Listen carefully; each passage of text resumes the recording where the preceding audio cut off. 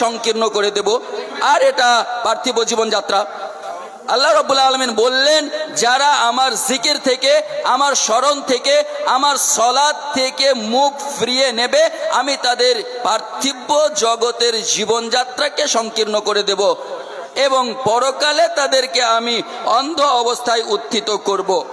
নামাজ এমনই একটা ইবাদত যার প্রতি যত্নবান হতে পারলে ইহকাল ও পরকালে চূড়ান্ত সফলতা অর্জন করা যায়। পবিত্র গ্রন্থ আল কোরআনুল কারীমের মধ্যে আল্লাহ সুবহানাহু ওয়া তাআলা বলছেন, ক্বাদ আফলাহাল মুমিনুন আল্লাযীনা হুম ফি সলাতিহিম খাশিউন।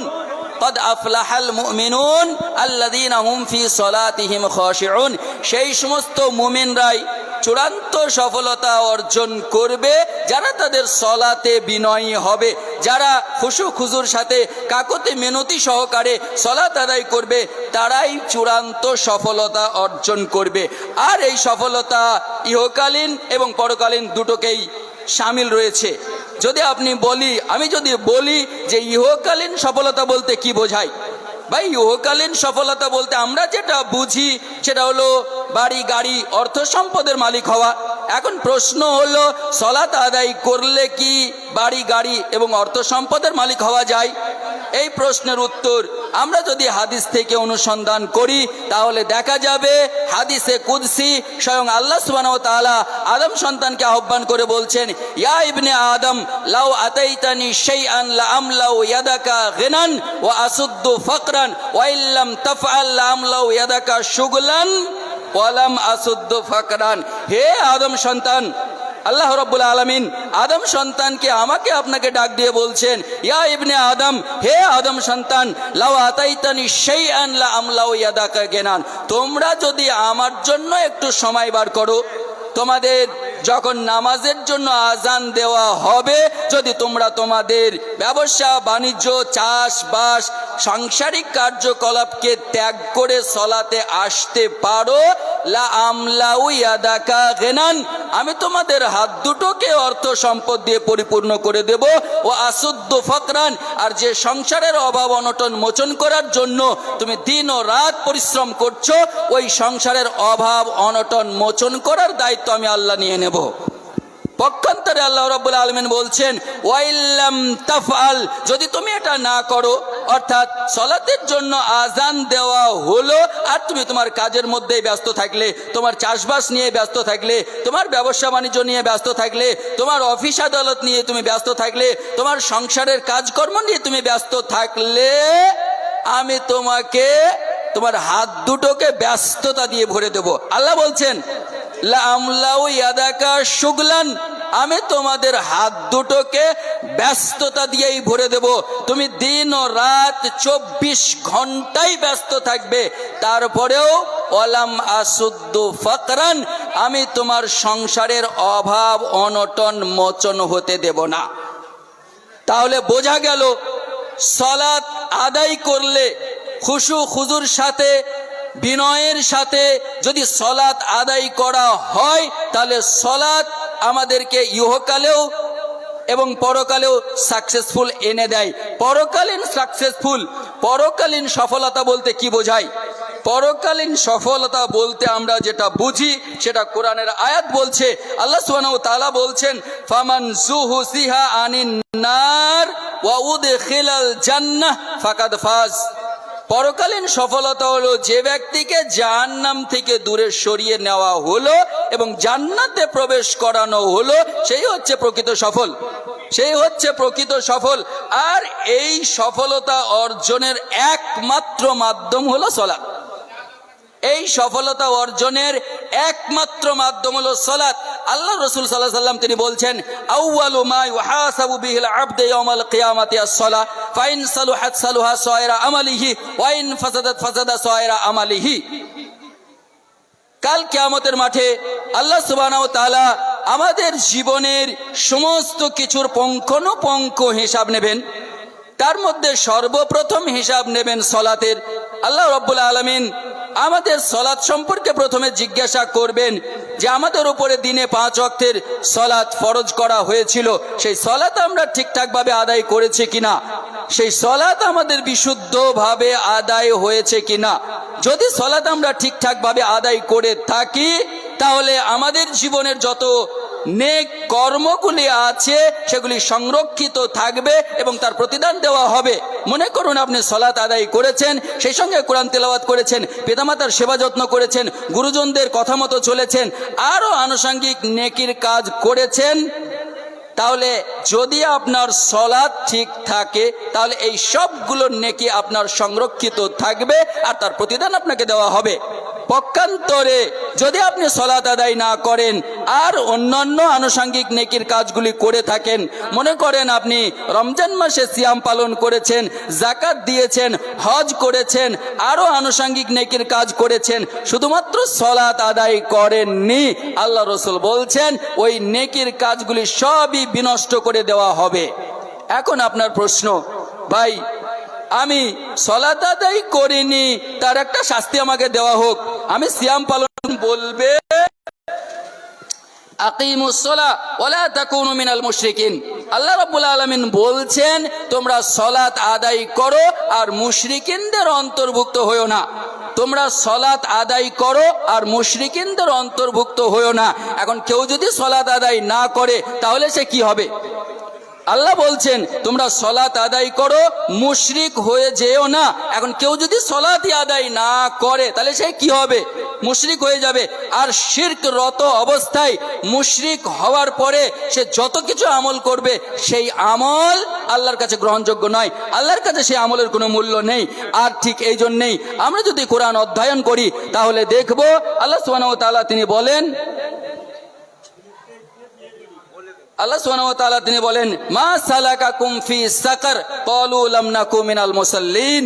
আল্লাহ বলছেন যখন পরকালে জান্নাতীদেরকে জান্নাতে পৌঁছে দেওয়া হবে আর জাহান্নামীদেরকে জাহান্নামে পৌঁছে দেওয়া হবে এবং তাদের আপসের মধ্যে কথা হবে, তখন তারা জিজ্ঞাসা করবে, যারা জাহান্নামে যাবে তাদেরকে জিজ্ঞাসা করবে জান্নাতি ব্যক্তিরা, মা সালাকাকুম ফি সাকার, কোন জিনিস তোমাদেরকে জাহান্নামে নিয়ে গেছে? সেখানে তাদের প্রথম উত্তরটাই হবে লাম নাকু মিনাল মুসাল্লিন। আসসালামু আলাইকুম ওয়া রাহমাতুল্লাহ। হ্যালো দুঃখিত কে শায়েখকে মধ্যে দুবার ডিস্টার্ব করা হলো, আর এটা উচিত নয়, কিন্তু কখনো কখনো এমন সমস্যা হয়ে যায় যে সেটা করতে হয়। খাস করে সলেডাঙ্গা গ্রামের দোকানদার ভাইয়েরা, আপনারা প্রত্যেকেই অবগত আছেন, আমাদের কয়েকদিন ধরে মিটিং ও আলোচনা হয়েছে, আপনাদের কাছে সেই চিঠিও পৌঁছে গেছে। অনুরোধ জানাচ্ছি 6টার মধ্যে সমস্ত দোকানগুলোকে বন্ধ করার অনুরোধ জানানো হয়েছে পূর্বে, এবং আপনারা প্রত্যেকেই অবগত আছেন, যাতে করে কোনো রকমের সমস্যার সম্মুখীন না হয় এই জন্য আমার দোকানদার ভাইদেরকে অনুরোধ জানাচ্ছি। 6টা অতিক্রম করে 6টা 20 বাজছে, এই জন্য অতি তাড়াতাড়ি আপনারা দোকানগুলো বন্ধ করে ফেলুন, যাতে করে কোনো রকমের সমস্যার আমাদেরকে সম্মুখীন না হতে হয়। আসসালামু আলাইকুম ওয়া রাহমাতুল্লাহ। জি, আমরা আলোচনা করছিলাম যুব সমাজের অবক্ষয়ের কারণ ও তার প্রতিকার নিয়ে। সেখানে আমি বলছিলাম যুব সমাজের অবক্ষয়ের একটা অন্যতম কারণ হচ্ছে সলাত আদায় না করা। সলাত আদায় না করার কারণে তাদের রুজি রোজগারে বরকত নেই, তারা ইহকালেও দিন রাত 24 ঘন্টা পরিশ্রম করার পরেও তাদের সংসারের অভাব অনটন মোচন হচ্ছে না। আর পরকালীন ব্যাপারে আমি বলছিলাম আল্লাহ সুবহানাহু ওয়া তাআলা তিনি বলেন জাহান্নামী এবং জান্নাতীদের মধ্যে যখন কথোপকথন হবে তখন জান্নাতীরা কিছু জাহান্নামী ব্যক্তিকে ডেকে বলবে মা সালাকাকুম ফি সাকার, তোমরা তো পৃথিবীতে ভালো কাজ করতে, তোমরা তো যাকাত দিয়েছো, পিতামাতার সেবা যত্ন করেছো, তোমরা মানুষের সঙ্গে ভালো ব্যবহার করেছো, মা সালাকাকুম ফি সাকার, এই সাকার নামক জাহান্নামে তোমাদেরকে কেন যেতে হলো? তার প্রথম উত্তরটাই হবে লামনাকু মিনাল মুসাল্লিন। তারা বলবে আমরা পৃথিবীতে সব ভালো কাজ করেছি কিন্তু সালাত আদায় করিনি, যার কারণে আজকে আমাদেরকে জাহান্নামে যেতে হয়েছে। তাহলে বোঝা গেল সালাত আদায় না করলে পৃথিবীতে যেমন লাঞ্ছিত হতে হবে, পরকালেও লাঞ্ছিত হতে হবে, জান্নাত নসিব হবে না, জাহান্নামে যেতে হবে। 4 নম্বর পয়েন্ট, যে কারণে যুবকদের অবক্ষয়, হালাল ও হারামের পরোয়া না করা। হালাল ও হারামের পরোয়া না করার কারণে আজকের মুসলিম সমাজের অবক্ষয়। আমরা যদি কোরআন অধ্যয়ন করি তাহলে দেখব আল্লাহ সুবহানাহু ওয়া তাআলা তিনি বলেন, কুলু মিন তাইয়্যিবাতি মা রাযাকনাকুম ওয়ালা তাতগাউ ফীহি ফায়াহিল্লা আলাইকুম গাযাবি ওয়া মান ইয়াহলিল আলাইহি গাযাবি ফাকাদ হাওয়া। আল্লাহ সুবহানাহু ওয়া তাআলা বলছেন, কুলু মিন তাইয়্যিবাতি মা রাযাকনাকুম, হে বান্দা আমি তোমাকে যে সমস্ত বস্তুগুলি রুজি স্বরূপ প্রদান করেছি তার মধ্য হইতে হালাল পবিত্র রুজিকে ভক্ষণ করো, ওয়ালা তাতগাউ ফীহি, তাতে সীমা লঙ্ঘন করো না। রুজিতে হালাল রুজি ভক্ষণ করতে বলছে আল্লাহ এবং তাতে সীমা লঙ্ঘন করতে নিষেধ করছে। সীমা লঙ্ঘন মানেই হলো হারামকে হালালের সঙ্গে সংমিশ্রণ করা। আল্লাহ বলতে চাইলেন তোমরা হালালের সঙ্গে হারামকে, হারামের সঙ্গে হালালকে সংমিশ্রণ ঘটিও না। ফায়াহিল্লা আলাইকুম গাযাবি, যদি তোমরা এটা করো তাহলে তোমাদের উপরে আমার গজব হালাল হয়ে যাবে, আমার গজব অবতীর্ণ হবে, আমার গজব তোমাদের উপরে নেমে আসবে। ওয়া মান ইয়াহলিল আলাইহি গাযাবি, আর যার উপরে আমার গজব অবতীর্ণ হবে, গজব নেমে আসবে, ফাকাদ হাওয়া, সে অবধারিত রূপে ধ্বংস হবেই হবে। তাহলে যদি রুজি আপনার হালাল না হয় তাহলে দিন রাত 24 ঘন্টা পরিশ্রম করার পরেও আপনি ধ্বংস হবেন, এটা অবধারিত। এটা কোরআন বলছে, আল্লাহ বলছে, আল্লাহ রসুল বলছে। এই জন্যে যদি পৃথিবীতেও উন্নতি করতে হয়, অবক্ষয় থেকে আপনাকে উন্নয়নের পথে হাঁটতে হয়, আজ থেকে আপনাকে আপনার হারাম ব্যবসা ত্যাগ করতে হবে, হারাম কার্যকলাপ ত্যাগ করতে হবে, হারাম রুজি ভক্ষণ করা ছাড়তে হবে, হালাল পথের ইনকাম করতে হবে, হালাল রুজি ভক্ষণ করতে হবে, হালাল রাস্তায় উপার্জন করতে হবে। আল্লাহ রসুল সাল্লাল্লাহু আলাইহি ওয়াসাল্লাম বলেন, ইদা যাহারা জিনা ওয়ার রিবা ফি কারিয়াতিন ফাকাদ আহাল্লু বিআনফুসিহিম আযাবাল্লাহ। ইদা যাহারা জিনা ওয়ার রিবা ফি কারিয়াতিন, যখন কোন জনপদের মধ্যে, কোন জনগোষ্ঠীর মধ্যে জেনা, ব্যভিচার, অশ্লীলতা, নির্লজ্জতা, বেহায়াপনা এগুলি প্রকাশ্যে চলতে থাকবে, রমরমার সাথে চলতে থাকবে, এবং সুদী কারবার রমরমার সাথে চলতে থাকবে, হারাম কারবার রমরমার সঙ্গে চলতে থাকবে, তখন সেই জনপদের মধ্যে আল্লাহ বলছে ফাকাদ আহাল্লু বিআনফুসিহিম আযাবাল্লাহ, তারা তাদের নাফসের উপরে আল্লাহর আযাবকে হালাল করে নিল, তাদের নাফসের উপরে আল্লাহর আযাবকে তারা আহ্বান জানালো, ডাক দিল, তারা নিজেরাই আল্লাহর আযাবকে নিজের উপরে ডেকে নিল। অতএব রুজি উপার্জন করার ক্ষেত্রে আমাদেরকে সতর্ক হতে হবে, সজাগ হতে হবে, কোনোভাবেই হালালের সঙ্গে হারামের জন্য সংমিশ্রণ না ঘটে সেটা আমাদেরকে খেয়াল রাখতে হবে। আল্লাহর রসুল সাল্লাল্লাহু আলাইহি ওয়াসাল্লাম আজ থেকে 1400 বছর পূর্বে ভবিষ্যৎবাণী করে বলেছিলেন, ইয়াতি আলান নাসে জামানুন লা ইউবালিল মারউ মা আখাযা মিনহু আমিনাল হালাল আম মিনাল হারাম। ইয়াতি আলান নাসে জামান, মানুষের কাছে একটা সময় আসবে, ইয়াতি আলান নাসে জামানুন, মানুষের কাছে এমন একটা সময় এসে যাবে সে কোনো পরোয়া করবে না, উপার্জনে ব্যস্ত থাকবে, রাত দিন 24 ঘন্টায় সেই উপার্জনের মধ্যে ব্যস্ত থাকবে, সেটা হালাল পথে হচ্ছে না হারাম পথে হচ্ছে এ নিয়ে তার কোনো মাথা ব্যথা থাকবে না, এটার সে কোনো পরোয়া করবে না। যখন এই সময়টা এসে যাবে তখন তাদের রুজির বরকত তুলে নেওয়া হবে, তারা রুজির মধ্যে বরকত খুঁজে পাবে না, তারা দিন রাত 24 ঘন্টায় পরিশ্রম করবে কিন্তু তাদের অবনতি হবে, উন্নতি তাদের হবে না। স্কুল টিচার কলেজ টিচার, বড় বড় জায়গার তারা চাকরি বাকরিতে লিপ্ত থাকবে, তারপরেও দেখা যাবে তাদের কোটি কোটি টাকা লোন, তারা সুদী কারবারের সঙ্গে যুক্ত থাকবে। এটা আল্লাহর রসুল বলেছে। আর আজকের দিনে যদি আপনি জায়েজ জানেন, আজকের দিনে যদি আপনি মেলান, তাহলে দেখতে পাবেন যারা এই কারবারের সঙ্গে যুক্ত, সুদী কারবারের সঙ্গে যুক্ত, প্রত্যেকটা ব্যক্তির লোনের মধ্যে ঢুকে আছে। প্রত্যেকটা ব্যক্তি, হোক সে কোটিপতি, হোক সে লাখপতি, তারপরেও সে কিন্তু ঋণের সঙ্গে জর্জরিত আছে, ঋণের মধ্যে সে ঢুকে আছে। ঠিক এই জন্যেই আমাদের নবীজি মুহাম্মদ সাল্লাল্লাহু আলাইহি ওয়াসাল্লাম তিনি বলছেন, তালাবু কাসবিল হালালে ফরিদাতুন বাদাল ফরিদা, তালাবু কাসবিল হালালে ফরিদাতুন বাদাল ফরিদা। হালাল পথে উপার্জন করা আল্লাহ রাব্বুল আলামিনের ফরজকৃত ইবাদতগুলির পরে পরে একটা ফরজ। আল্লাহ রাব্বুল আলামিনের ফরজকৃত ইবাদতগুলি কি কি? দিনে 5 ওয়াক্তের সালাত আদায় করা, রমজান মাসে সিয়াম পালন করা, সাহেবে নিসাব হলে যাকাত প্রদান করা, হজ করার মতো সামর্থ্য থাকলে হজ করা, এগুলি ফরজ ইবাদত। আল্লাহ রসুল বলছেন এই ফরজ ইবাদতগুলির পরে পরে একটা ফরজ হলো হালাল পথে উপার্জন করা। এখন আপনি হয়তো ভাববেন যে এইগুলির পরে পরে যেহেতু এটা, তাহলে এটা হয়তো একটু গুরুত্বটা কম আছে। জি না, এটার এতটাই গুরুত্ব, এটা এমনই একটা ফরিজা, এই ফরিজা, এই ফরজকে যদি আপনি ঠিকভাবে আদায় করতে না পারেন, তাহলে যতগুলি ফরজের কথা আমি বললাম, একটা ফরজও আল্লাহর দরবারে গৃহীত হবে না, কবুল হবে না।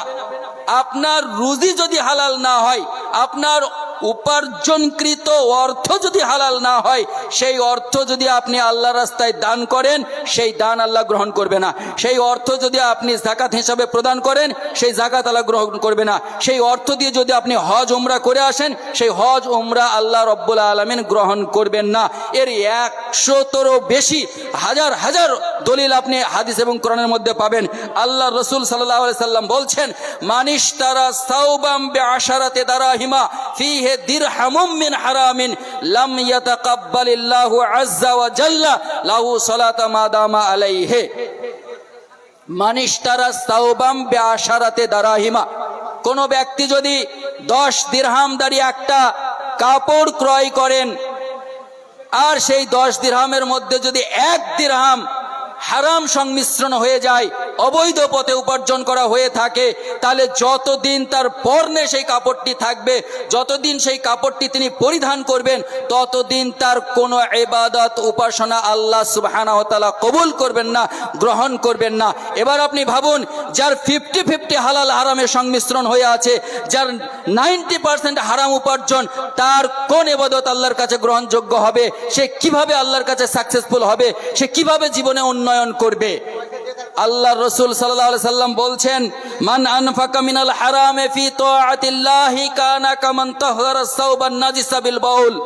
মান আনফাকা মিনাল হারাম ফি তাআতিল্লাহ, যদি কোনো ব্যক্তি হারাম পথে উপার্জন করে, হারাম পথে ইনকাম করে, আর সেই হারাম পথে উপার্জনকৃত অর্থ, হারাম পথে ইনকামকৃত অর্থকে আল্লাহর আনুগত্যে ব্যয় করে। আল্লাহর আনুগত্যে মানে মসজিদ তৈরি করার কাজে ব্যয় করে, মাদ্রাসা তৈরি করার কাজে ব্যয় করে, ফকির মিসকিনের খাতে ব্যয় করে, অসহায় দুস্থদের খাতে ব্যয় করে। যেখানে ব্যয় করলে আল্লাহ খুশি হবে সেখানে ব্যয় করে। তো আল্লাহর রসুল বলছে ওই ব্যক্তির উদাহরণ হলো ওই ব্যক্তির ন্যায় যে পেশাব দিয়ে ধৌত করে একটা অপবিত্র কাপড়কে পবিত্র করতে চায়। ভাই, পেশাব দিয়ে ধৌত করে একটা অপবিত্র কাপড় কি কোনোদিন পবিত্র করা যাবে? যাবে না। কেন? কারণ পেশাব অলরেডি একটা অপবিত্র বস্তু। সেই জন্য অপবিত্র বস্তুকে যদি পবিত্র করতে হয়, তাহলে একটা পবিত্র বস্তু দিয়ে ধৌত করতে হবে। ঠিক এমনটাই আল্লাহ রসুল বোঝাইতে চেয়েছেন, যদি আপনি অপবিত্রভাবে ইনকাম করেন আর সেটা আল্লাহর রাস্তায় ব্যয় করতে চান, ওই পেশাব দিয়ে ধুয়ে যেমন একটা কাপড়কে পবিত্র করা সম্ভব নয়, ঠিক আল্লাহর দরবারে ওই দানটা কবুল হওয়া সম্ভব নয়। এই জন্যে যদি আল্লাহর প্রিয় পাত্র হতে হয়, আল্লাহর কাছে যেতে হয়, নৈকট্য লাভ করতে হয়, তাহলে সর্বপ্রথম আমাদের উপার্জনকে হালাল করতে হবে। আমাদের খাদ্যদ্রব্য আমরা যা ভক্ষণ করছি সেগুলি বৈধ হতে হবে, উপার্জন আমাদের হালাল হতে হবে। কারণ কাল কিয়ামতের মাঠে যেখানে আল্লাহ রাব্বুল আলামিন আমাদেরকে কয়েকটি প্রশ্ন করবে, তার মধ্যে একটি গুরুত্বপূর্ণ প্রশ্ন থাকবে আমাদের এই উপার্জন সম্পর্কে। আল্লাহর রাসূল বলছেন, মিন আইনা ইকতিসাবাহু ওয়া ফিমা আনফাকাহু। আল্লাহ কাল কিয়ামতের মাঠে যখন মানুষ ইয়া রব্বি নাফসি ইয়া রব্বি নাফসি অবস্থায় থাকবে, কঠিন অবস্থায় থাকবে, লা তাজালু কদমা আবদিন ইয়াউমাল কিয়ামা, কিয়ামতের ময়দান থেকে মানুষ তার কদম হিলাইতে পারবে না, তার পা তুলে এক জায়গা থেকে আরেক জায়গায় ফেলতে পারবে না, নড়াচড়া করতে পারবে না। প্রত্যেকেই একটাই আওয়াজ বলবে, ইয়া রব্বি নাফসি ইয়া রব্বি নাফসি, আল্লাহ তুমি আমাকে রক্ষা করো, আল্লাহ তুমি আমাকে রক্ষা করো। কেউ তার স্বামীর জন্য, কেউ তার স্ত্রীর জন্য, মাতা পিতার জন্য, সন্তান সন্ততির জন্য আল্লাহর কাছে আকুতি আবেদন করবে না, শুধু নিজের জন্যই আবেদন করবে। সেই মুহূর্তে আল্লাহ রাব্বুল আলামিন আদম সন্তানকে 4টে প্রশ্ন করবে। তার মধ্যে একটা প্রশ্ন হচ্ছে এই উপার্জন সংক্রান্ত, মিন আইনা ইকতিসাবাহু ওয়া ফিমা আনফাকাহু। আল্লাহ বলবে, বান্দা তোমাকে আমি পৃথিবীর বুকে অর্থ দিয়েছিলাম, সম্পদ দিয়েছিলাম, বাড়ি দিয়েছিলাম, গাড়ি দিয়েছিলাম, জমি দিয়েছিলাম, জায়গা দিয়েছিলাম, তুমি উপার্জন করেছিলে, একত্রিত করেছিলে।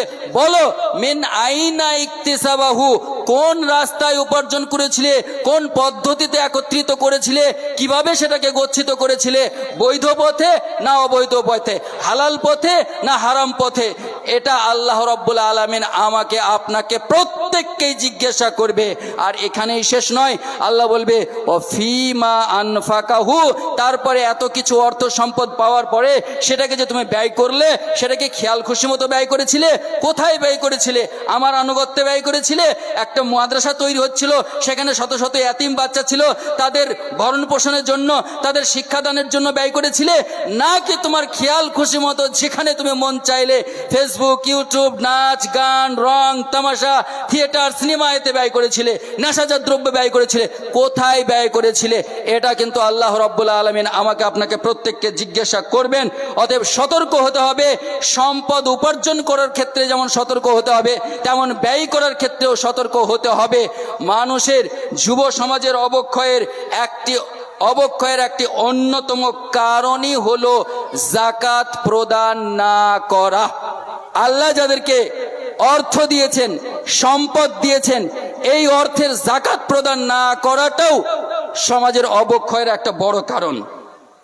আল্লাহ সুবহানাহু ওয়া তাআলা পবিত্র গ্রন্থ আল কোরআনুল কারীমের মধ্যে ঘোষণা করছেন, ইয়া আইয়ুহাল্লাযীনা আমানু লা তুলহিকুম আমওয়ালুকুম ওয়ালা আওলাদুকুম আন যিকরিল্লাহ ওয়া মান ইয়াফআল যালিকা ফাউলাইকা হুমুল খাসিরুন। ইয়া আইয়ুহাল্লাযীনা আমানু, হে ঈমানদারগণ, লা তুলহিকুম আমওয়ালুকুম ওয়ালা আওলাদুকুম আন যিকরিল্লাহ, তোমরা সতর্ক থেকো, সাবধান থেকো।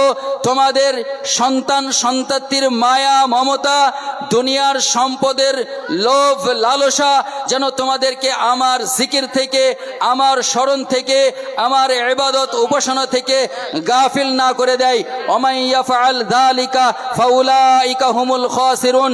কারণ এই দুটো জিনিসের মায়া মমতা এতই মারাত্মক, সম্পদের মায়া মমতা, সন্তান সন্ততির মায়া মমতা এতই মারাত্মক, যা মানুষকে ইহকাল ও পরকালে ক্ষতিগ্রস্তের অন্তর্ভুক্ত করে দেয়।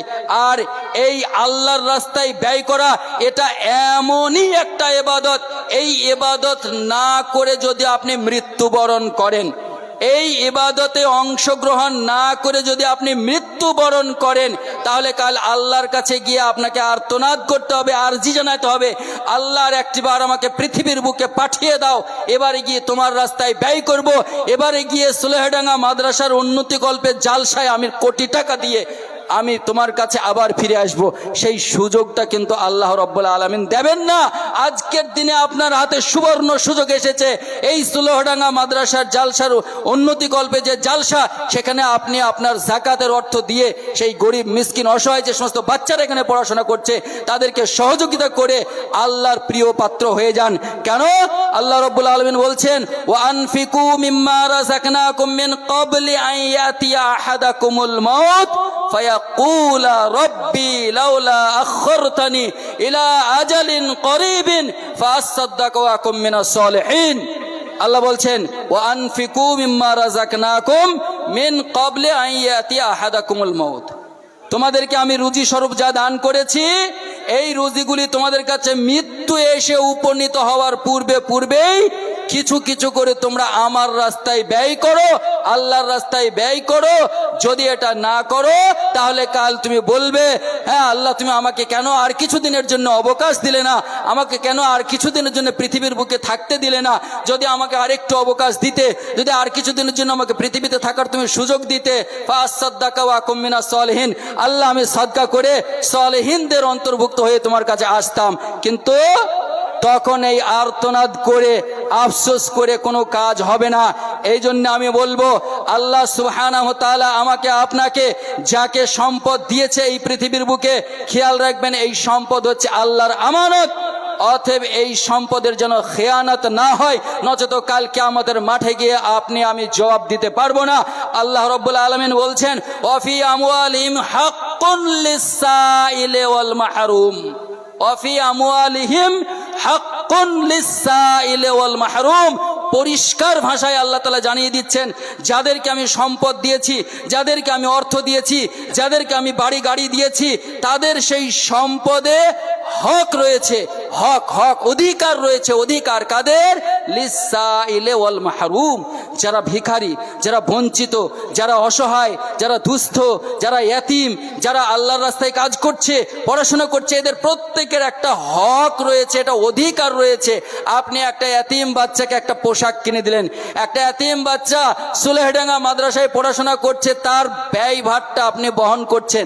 মানে আপনি ভেবেন না যে আপনি তার দায়িত্ব নিয়ে নিয়েছেন, যে না, এই দায়িত্বটা নেওয়া আপনি মানে তার অধিকারটাকে আদায় করছেন, এটা তার অধিকার। আপনাকে আল্লাহ সম্পদ দিয়েছে, সেই সম্পদের মধ্যে তার একটা অধিকার আছে, এটা কোরআন বলছে ওয়াফি আমওয়ালিহিম হাক্কুন, তোমাদের সম্পদে তাদের হক আছে।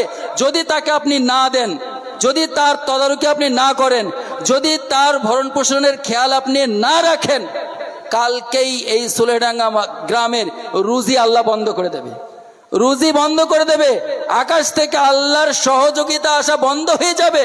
এটা আল্লাহ বলছে, আল্লাহ রসুল বলছে তোমাদেরকে রুজি দেওয়া হয়, তোমরা সাহায্য প্রাপ্ত হও শুধুমাত্র এই জন্যে যে তোমরা তোমাদের মধ্যে যারা দুর্বল, তোমাদের মধ্যে যারা অসহায়, তোমাদের মধ্যে যারা আর্ত পীড়িত, তোমরা তাদের সহযোগিতা করো, তাদের রুজির বন্দোবস্ত করো। তাই আকাশ থেকে তোমাদের জন্য রুজির বন্দোবস্ত করা হয়, তোমাদের জন্য সহযোগিতা পাঠিয়ে দেওয়া হয়। এই জন্যে আমাদেরকে অসহায়দের কাছে সহযোগিতার ডালি নিয়ে দাঁড়াইতে হবে। আল্লাহ রসুল বলছেন মান আতাহুল্লাহু মালান ফালাম ইউআদ্দি যাকাতাহু মুসিলা লাহু ইয়াউমাল কিয়ামাতি সুজাআন আকরা। মান আতাহুল্লাহু মালান, যাকে আল্লাহ সুবহানাহু ওয়া তাআলা মাল দিয়েছেন, দৌলত দিয়েছেন, সে মাল পাওয়ার পরেও, দৌলত পাওয়ার পরেও যদি সেই মাল আল্লাহর রাস্তায় ব্যয় না করে, সেই দৌলত যদি আল্লাহর রাস্তায় না দেয়, আল্লাহর রসুল বলছেন মুসিলা লাহু ইয়াউমাল কিয়ামাতি সুজাআন আকরা। সেই সম্পদগুলিকে, সেই দৌলতগুলিকে, সেই মালগুলিকে যেগুলি সে পৃথিবীর বুকে কুক্ষিগত করেছিল, গচ্ছিত করেছিল, অসহায় দুস্থ আর্ত পীড়িতদেরকে দেয়নি, সেইগুলিকে কাল কিয়ামতের মাঠে একটি বিষধর সাপে রূপান্তর করা হবে, একটি বিষধর সাপে পরিণত করা হবে এবং তার গলায় লটকিয়ে দেওয়া হবে। সেই সাপ তাকে দংশন করতে থাকবে, কাটতে থাকবে আর বলতে থাকবে আনা মালুকা আনা কানজুকা, আমি তোমার সেই মাল, আমি তোমার সেই সম্পদ, আমি তোমার সেই কুক্ষিগত করে রাখা, গচ্ছিত করে রাখা সম্পদ, যা তুমি পৃথিবীর বুকে গচ্ছিত করেছিলে, কুক্ষিগত করেছিলে, যেখানে অসহায়ের একটা অংশ ছিল, অসহায়দের একটা অধিকার ছিল, সেই অধিকার থেকে তুমি তাদেরকে বঞ্চিত করেছিলে। অতএব আজকে তার স্বাদ তোমরা গ্রহণ করো। আর সেই সাপের বিষ এত বিষাক্ত হবে, এত কঠিন হবে, আল্লাহ রসুল হাদিসের মধ্যে বর্ণনা করছেন যে সেই সাপের বিষ এতটাই বেশি হবে যে একবার যদি পৃথিবীর দিকে সেই সাপ ছোবল তুলে একটা ছোবল মেরে দেয়, তাহলে পৃথিবীর সমস্ত কিছু জ্বলে যাবে, শাক সবজি ঘাস ফুস যা আছে জ্বলে যাবে। এত বিষাক্ত সাপ, সেই সাপ কিন্তু সেদিনকে দংশন করতে থাকবে যদি সম্পদের হক যথাযথভাবে আদায় না করা হয়। আমরা যদি পবিত্র গ্রন্থ আল কুরআনুল কারীম অধ্যয়ন করি তাহলে দেখব আমাদের আল্লাহ সুবহানাহু ওয়া তাআলা বলছেন, ওয়াল্লাযীনা ইয়াকনিজুনা আয-যাহাবা ওয়াল ফিদ্দাতা ওয়ালা ইউনফিকুনাহা ফী সাবিলিল্লাহ ফাবাশশিরহুম বিআযাবিন আলীম। ওয়াল্লাযীনা ইয়াকনিজুনা আয-যাহাবা ওয়াল ফিজ্জা, আল্লাহ তাআলা বলছেন যারা তাদের স্বর্ণ এবং চাঁদিগুলোকে কুক্ষিগত করে রাখে, গচ্ছিত করে রাখে এবং সেখান থেকে তারা তার হক আদায় করে না, যাকাত প্রদান করে না, আল্লাহর রাস্তায় ব্যয় করে না, দুস্থ অসহায় গরিব মিসকিনদেরকে দেয় না, তাদেরকে তুমি শুনিয়ে দাও ফাবাশশিরহুম বিআযাবিন আলীম, তাদেরকে তুমি যন্ত্রণাদায়ক শাস্তির কথা শুনিয়ে দাও। এই যন্ত্রণাদায়ক শাস্তিটা কি হবে?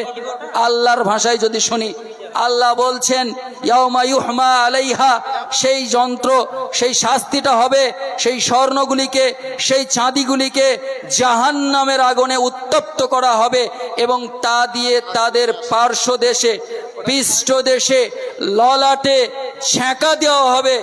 এইভাবে তাদেরকে শাস্তি দেওয়া হবে। আর জাহান্নামের আগুন, যেই আগুনের বর্ণনা বলা হয়েছে, পৃথিবীর যে আগুন, যেই আগুনে আমরা সামান্য একটু আঙুল দিয়ে এক মুহূর্ত পর্যন্ত আমরা রাখতে পারি না, জাহান্নামের আগুন সম্পর্কে বলা হয়েছে পৃথিবীর এই আগুনের চাইতে 70 গুণ বেশি তেজ হবে, 70 গুণ বেশি প্রখর হবে।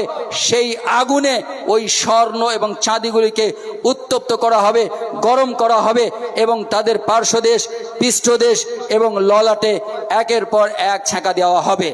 এইভাবে তাদেরকে শাস্তি দিতে থাকা হবে। সেই জন্য আমি আজ গ্রামবাসী ভাইদের, আশেপাশের এলাকার সমস্ত ভাইদেরকে বলবো, আল্লাহ রাব্বুল আলামিন আপনাকে আমাকে যাকে সামর্থ্য দিয়েছে, ক্ষমতা দিয়েছে, অর্থ সম্পদ দান করেছে, সেই অর্থ সম্পদের কিছু কিছু অংশ যেন আমরা সুলেহডাঙ্গা মাদ্রাসার আজকে উন্নতিকল্পে যে জালসা দেওয়া হয়েছে, এই জালসায় আমরা অবশ্যই অংশগ্রহণ করে আমাদের মালগুলিকে, সম্পদগুলিকে হালাল করে নেব এবং আল্লাহর প্রিয় পাত্র হয়ে যাওয়ার চেষ্টা করব ইনশাআল্লাহ। জি,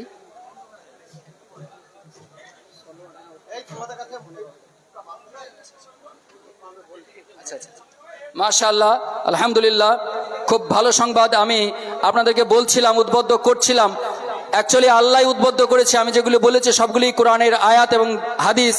এখানে আমরা এই মুহূর্তে পেয়েছি সুলেডাঙ্গা উত্তরপাড়া থেকে হায়াত আলী সাহেব, ইনি 15,000 টাকা মাদ্রাসার জন্য দান করেছেন। বারাকাল্লাহু ফি হায়াতিকা, বারাকাল্লাহু ফি রিজকিক, জাযাকাল্লাহু আহসানাল জাযা।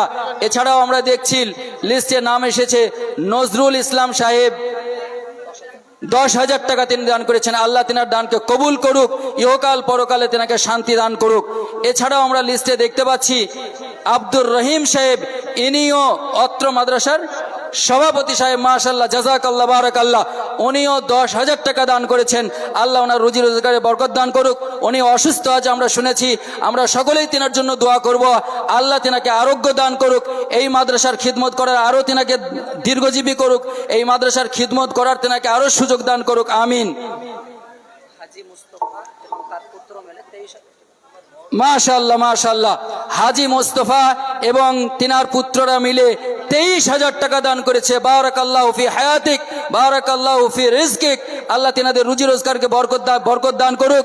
এই 23,000 দানকে তিনি সাদরে গ্রহণ করে নিক এবং এই মাদ্রাসার খাদিম হিসাবে তিনাকে গ্রহণ করুক। এই মাদ্রাসাকে দেখাশোনা করার তিনাকে আরো বেশি তো সুমতি দান করুন, আমিন। মাশাআল্লাহ। এছাড়াও আমরা দেখছি বেলডাঙ্গা থেকে এসেছে বাবলু কুলত, একটা পরিচিত কাপড়ের ব্যবসায়ী, উনি আমরা ওনাকে চিনি। উনি ওখান থেকে পাঠিয়েছেন 5,000 টাকা। এইভাবেই এক এক করে আপনারা আপনাদের মূল্যবান দানগুলি পাঠাতে থাকুন, ইনশাআল্লাহ আপনাদের জন্য দোয়া করা হবে। আল্লাহ আপনাদের এই দানকে গ্রহণ করুক, কবুল করুন এবং ইহকাল ও পরকালের আপনাদের জন্য এই দানকে আপনাদের জন্য মঙ্গলকর বানিয়ে দেখ, কল্যাণকর বানিয়ে দেখ। আপনাদের সম্পদকে আল্লাহ আরো বেশি বর্ধিত করুক, আল্লাহ রাব্বুল আলামিন। জি, বেনাদা দক্ষিণ পাড়া থেকে এটা কি সমাজ থেকে, বেনাদা দক্ষিণ পাড়ার সমাজ থেকে 5,000 টাকা নগদ তিনারা পাঠিয়েছেন। আল্লাহ ওনাদের রুজি রোজগারে বরকত দান করুক। একইভাবে গজদর পাড়া উত্তর পাড়া সমাজ থেকে নগদ 8,000 টাকা পাঠিয়েছেন। আর 150 কেজি চাল ওনারা পাঠিয়ে দিয়েছেন। আল্লাহ ওনাদের চালে আরো বেশি বরকত দেখ, অর্থে আরো বেশি বরকত দেখ। আব্দুল আউয়াল ভাটপাড়া থেকে 5,000 টাকা দান করেছেন এবং দোয়া চেয়েছেন। আমরা সকলেই তিনার জন্য দোয়া করছি। আল্লাহ তিনাকে সুস্থতা দান করুক, আরোগ্য দান করুক, খুব শীঘ্রই তিনি সুস্থ হয়ে উঠুক, এই মাদ্রাসার প্রাঙ্গণে তিনি আসুক এবং এই মাদ্রাসার জন্য তিনি আরো বেশি করে দান করার আল্লাহ তাকে সুযোগ দিক। মাশাআল্লাহ, আমির মাস্টারমশাইয়ের বড় বোন 2,000 টাকা দান করেছেন। আল্লাহ ওনার রুজি রোজগারে বরকত দান করুক।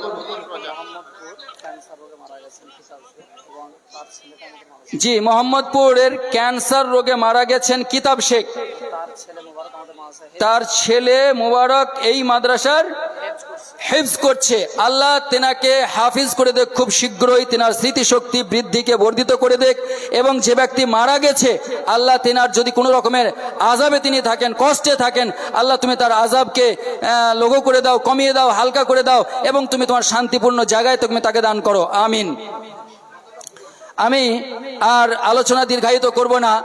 আমি একটা কোরআনের আয়াত আপনাদের শুনিয়েই আমি নেমে যাব ইনশাআল্লাহ। আল্লাহ বলছেন, লাইন শাকারতুম লা আযীদান্নাকুম ওয়া লাইন কাফারতুম ইন্না আযাবি লাশাদীদ। আল্লাহ বলছেন, লাইন শাকারতুম লা আযীদান্নাকুম। বান্দা, আমি তোমাদেরকে যে রুজি দিয়েছি এই রুজির মধ্য থেকে যদি কিছু কিছু করে আমার রাস্তায় ব্যয় করো, আমার মাদ্রাসায় দাও, আমার মসজিদে দাও, আমার অসহায় দুস্থ বান্দাদের খাতে ব্যয় করো, লা আযীদান্নাকুম, তোমাদের সম্পদকে আমি আরো বেশি বাড়িয়ে দেব, বর্ধিত করে দেব। আমরা পকেট থেকে বার করে 5,000 টাকা মাদ্রাসাকে দিলাম, জল জল করছে, আমার পকেটে তো 5,000 টাকা ছিল, চলে গেল মানে এটা তো কমে গেল। জি, এটা আমার আপনার জ্ঞানে যতটুকু আল্লাহ আমাদের জ্ঞান দিয়েছে সেই সীমিত জ্ঞানে আমি বুঝতে পারছি যে 5,000 টাকা পকেটে ছিল, মাদ্রাসায় দিলাম, আমার অর্থ কমে গেল। আল্লাহ বলছেন, লা আযীদান্নাকুম, ওই 5,000 টাকা যে তুমি দিয়েছো ওটাকে 50,000 70,000 গুণ বর্ধিত করে আমি তোমার কাছে ফিরিয়ে দেব, যেটা তুমি অনুধাবন করতে পারবে না। তোমার যে সীমিত জ্ঞান সেই জ্ঞানে তুমি ভাবতে পারবে না। অতএব দান করার ক্ষেত্রে আমরা কেউ কুণ্ঠিত বোধ করব না, কখনোই শয়তানের চক্রান্তের মধ্যে আমরা ফেসে যাব না। আমরা উদার হস্তে এই যে সুযোগ আমাদের সামনে এসেছে এই সুযোগকে আমরা হাতছাড়া করতে দেব না। আমরা মাদ্রাসায় দান করে মাদ্রাসার হিতাকাঙ্ক্ষী হয়ে যাব, আল্লাহর প্রিয় পাত্র হয়ে যাব। যদি আমরা দান না করি সেক্ষেত্রে আল্লাহ কি বলছেন, ওয়ালাইন শাকারতুম লা আযীদান্নাকুম ওয়ালাইন কাফারতুম, যদি তোমরা কুফরি করো, অস্বীকার করো, আমার সম্পদ পাওয়ার পরে যদি আমার রাস্তায় না দাও, অকৃতজ্ঞ হও, তাহলে আল্লাহ বলছেন জেনে রেখো, ইন্না আযাবি লাশাদীদ, আমার আযাব, আমার শাস্তি কঠিন থেকে কঠিনতর শাস্তি আমি তোমাদের জন্য তৈরি করে রেখেছি। আমি তাদেরকে অর্থ সম্পদ দিয়েছি, সেই অর্থ সম্পদ পাওয়ার পরে যদি তোমরা আমার রাস্তায় ব্যয় না করো, আমার রাস্তায় না দাও, তাহলে তোমরা জেনে রেখো আমার শাস্তি কিন্তু কঠিন থেকে কঠিনতর শাস্তি রয়েছে। ভাই, আপনারা মনে করবেন যে মাওলানা সাহেব বারবার তো বলছেন যাদেরকে আল্লাহ অর্থ সম্পদ দিয়েছে, তাহলে যাদের অর্থ সম্পদ নেই, কোন রকমে খেটে খুটে একবেলা খাবার জোটে অন্য বেলা জোটে না, তাদের কেমন হয় আল্লাহ রাস্তায় দান করতে হবে না, তাই তো না।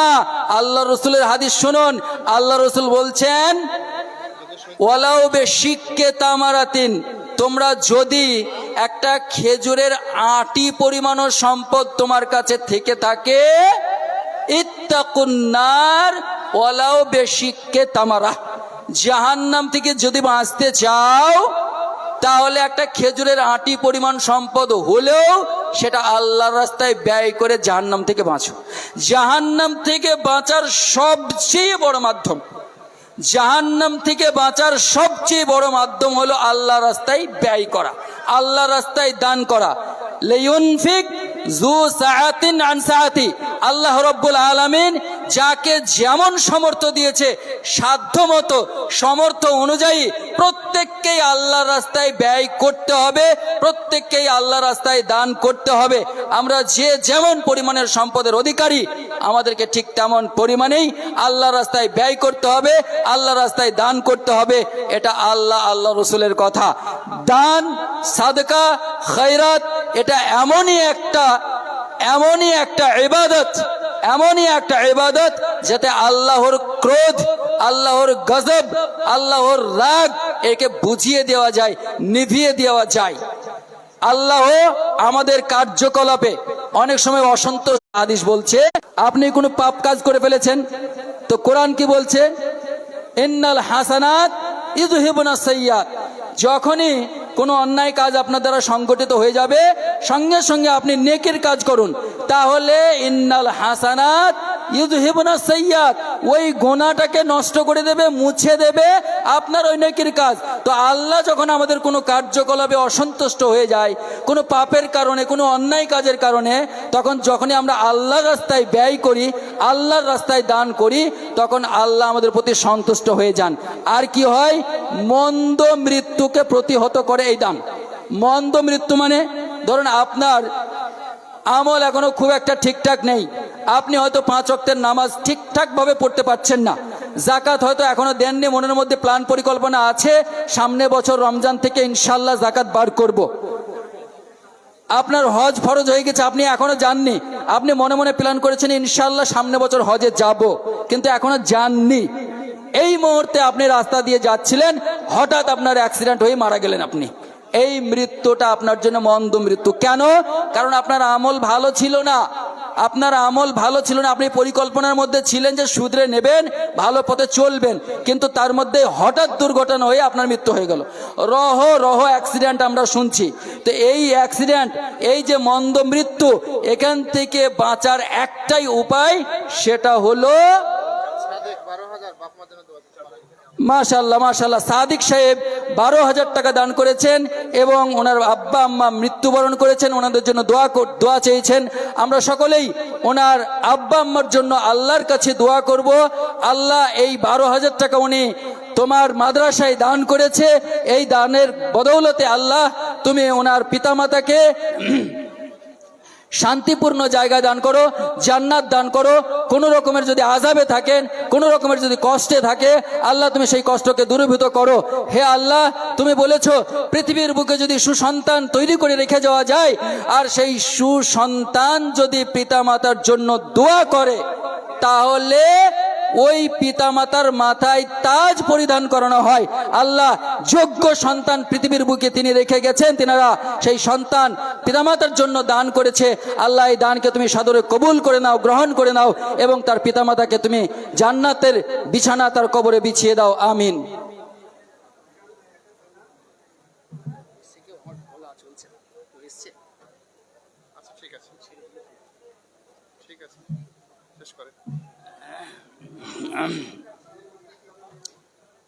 আপনারা একটাই জিনিস খেয়াল রাখবেন যে আজকের এই জালসাটা এই মাদ্রাসার উন্নতি কল্পে। আমরা হয়তো এখানে বিভিন্ন বক্তা আসবেন এবং বিভিন্ন রকমের বক্তৃতা তেনারা করবেন, আপনারা অনেক মূল্যবান ওয়াজ নসিহত হয়তো শুনতে থাকবেন, কিন্তু সেই মাঝখান থেকে আপনাদের কাছে আমার আবেদন রয়ে গেল যে আপনারা ইউনফিক জু সাআতিন আন সাআতিন যে কথাটা কোরআন বলেছে, সেই কথাটাকে মাথায় রেখে জালসা শুনতে থাকবেন। একদিকে জালসা শ্রবণ করার যে সওয়াব, সেই সওয়াব তো আপনি পাবেন, আর সেই সঙ্গে সঙ্গে দান করার যে সওয়াব, সেই সওয়াব থেকে যেন আপনারা কেউই বঞ্চিত হবেন না। আমি প্রত্যেক ভাই ও আব্বাজান, মা ও বোন যারা আমার আওয়াজ শুনতে পাচ্ছেন, প্রত্যেকের কাছে আমার এই আবেদন রইল, আজকের দিনে কমপক্ষে আপনার যেমন সামর্থ্য আছে সেই সাধ্য অনুযায়ী, সেই সামর্থ্য অনুযায়ী দানে অংশগ্রহণ করে আজকে এই সুলেহাডাঙ্গা মাদ্রাসার উন্নতি পারপাসে আপনি শরিক হবেন। এই আবেদন, এই আর্জি রেখে আমি আমার বক্তৃতা শেষ করছি। পরিশেষে আল্লাহর কাছে দোয়া করব, হে আল্লাহ, তুমি সুলেহডাঙ্গা মাদ্রাসাকে কবুল করে নাও, এর আয় উন্নতিতে তুমি বরকত দান করো। এখানে যারা পড়াশোনা করছে আল্লাহ তাদের উজ্জ্বল ভবিষ্যৎ আমি তোমার কাছে কামনা করছি, তাদের ভবিষ্যৎকে তুমি উজ্জ্বল করে দাও। তারা যেন এখান থেকে পড়াশোনা করে হায়ার এডুকেশনের জন্য আরও ভালো জায়গায় পৌঁছাইতে পারে, আরও ভালো কিছু শিখতে পারে, এখান থেকে আলেম হতে পারে, একজন ডাক্তার হতে পারে, একজন ইঞ্জিনিয়ার হতে পারে। সেই স্মৃতিশক্তি, সেই শ্রম দেওয়ার ক্ষমতা তাদের মধ্যে তুমি বর্ধিত করে দাও। আমিন। আসসালামু আলাইকুম ওয়া রাহমাতুল্লাহ।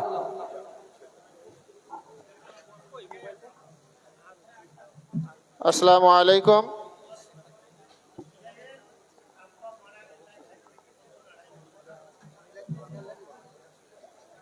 আসসালামু আলাইকুম রহমতুল্লাহ। এতক্ষণ আপনারা খুব মনোযোগ সহকারে বক্তব্য শুনছিলেন, আলহামদুলিল্লাহ। তবে একটা ঘোষণা, একটা বৃদ্ধ লোক দিক হারিয়ে ফেলেছে, সে আমাদের অনুসন্ধান অফিসে বসে আছে। সে মঞ্জুরের শ্বশুর এবং বাড়ি হচ্ছে শাহজাদপুর, বৃদ্ধ লোক। তো অবশ্যই আপনারা সেটা খোঁজ নিন। আচ্ছা, মনুজার শ্বশুর। আর আরেকটা ছোট্ট বাচ্চা মেয়ে এখানে বসে আছে, যার নাম হচ্ছে আরজু এবং মায়ের নাম হচ্ছে রমেশা। তো বাচ্চাটা এখানে আছে, অতি তাড়াতাড়ি এসে আপনারা স্টেজ থেকে নিয়ে যান।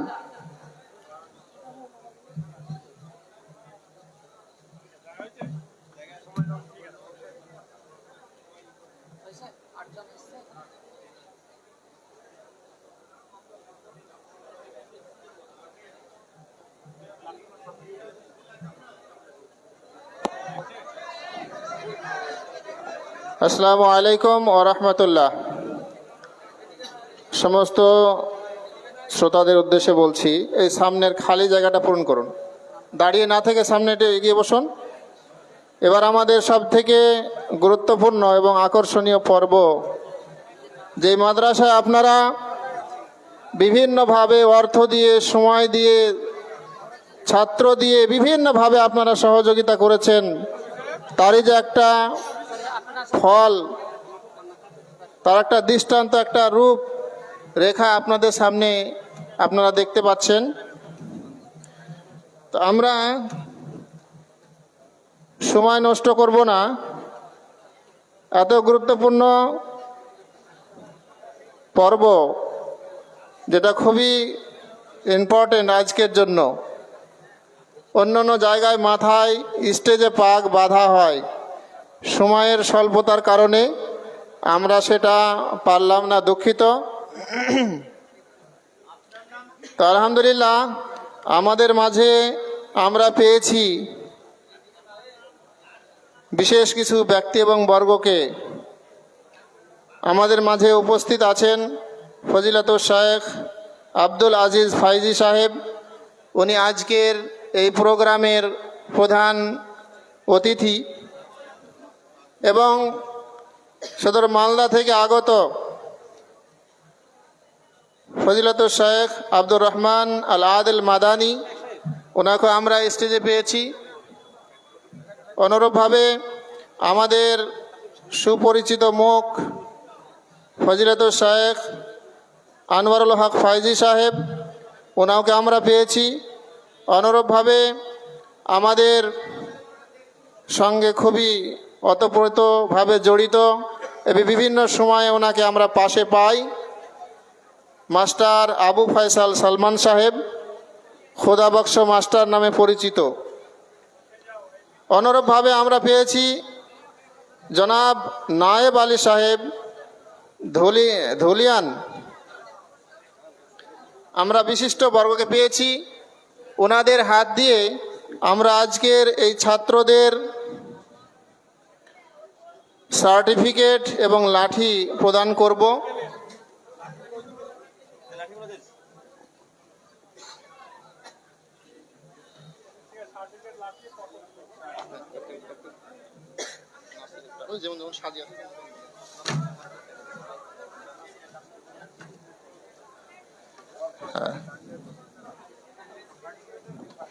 আমাদের আজকের বিশিষ্ট অতিথিবৃন্দকে অনুরোধ করব ছাত্রদের হাতে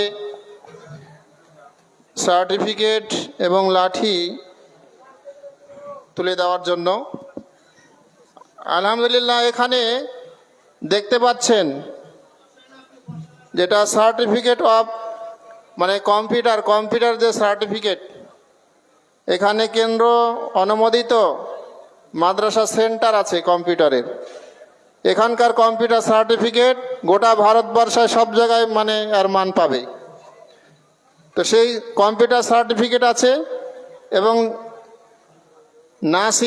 মোহাম্মদ নাসির, এবং এখান থেকে সে ফজিলত পাশ করলো, ফজিলতের সার্টিফিকেট আছে।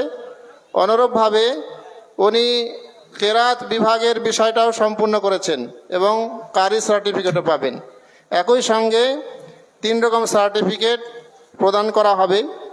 এই সার্টিফিকেট তুলে দেওয়ার জন্য আজকের প্রধান অতিথি ফজিলতুল শায়েখ আব্দুল আজিজ ফাইজি সাহেবকে অনুরোধ করব একটু এদিকে এসে হাতে তুলে দেওয়ার জন্য।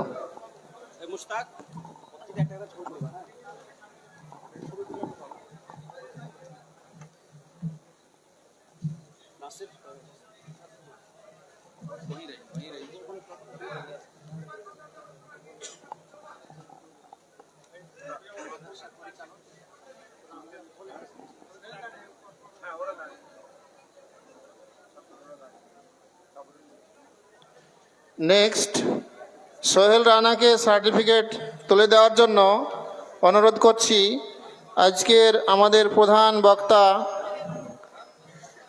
ফজিলাতুল শেখ আব্দুর রহমান আদিল মাদানী সাহেবকে।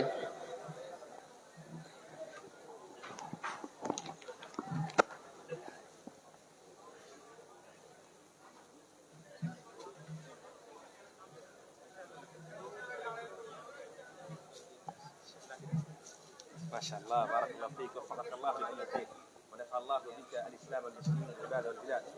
هذه شهاده تقبلها انت وتحملها لتتقي الله عز وجل بها، ثم تستفيد وتدعو الله عز وجل পরবর্তী الى الكتاب والسنه على منهج السلف. সামিউল মালিথা, যেও এখান থেকে ফজিলত পাশ করেছে এবং কম্পিউটার সার্টিফিকেটও প্রদান করা হচ্ছে। কম্পিউটার কোর্সে সে কমপ্লিট করেছে। তো সামিউল মালিথাকে সার্টিফিকেট এবং লাঠি প্রদান করার জন্য অনুরোধ করব বিশিষ্ট দায়ী ফজিলাতুল শেখ আনোয়ারুল হক ফাইজি সাহেবকে।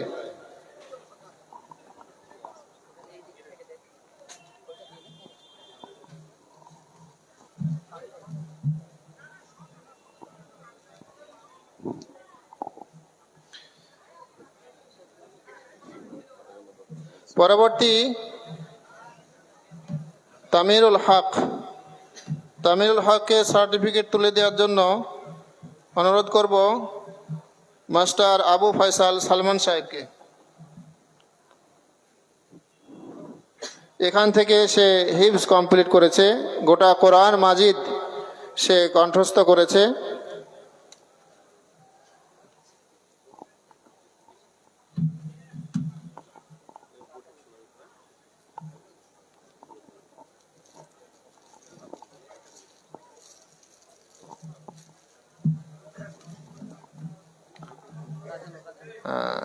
রাজানুর শেখকে সার্টিফিকেট তুলে দেবেন আমাদের আজকের বিশিষ্ট অতিথি নায়েব আলী সাহেব, কর্ণধার জ্ঞান সঞ্চয় একাডেমি ধলিয়ান।